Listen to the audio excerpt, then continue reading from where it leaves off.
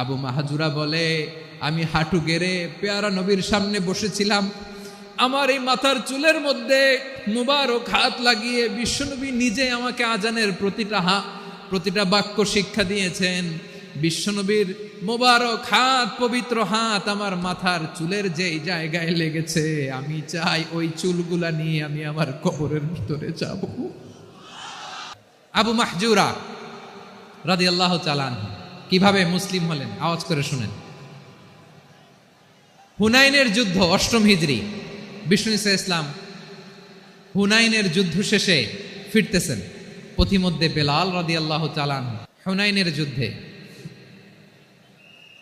৮ম হিজরি। কত হিজরি? সবাই বলেন না একটু, কত হিজরি? ৮ম হিজরিতে হুনাইনের যুদ্ধে রাসূল সাল্লাল্লাহু আলাইহি ওয়াসাল্লাম ফিরে আসতেছেন মদিনায়। পথিমধ্যে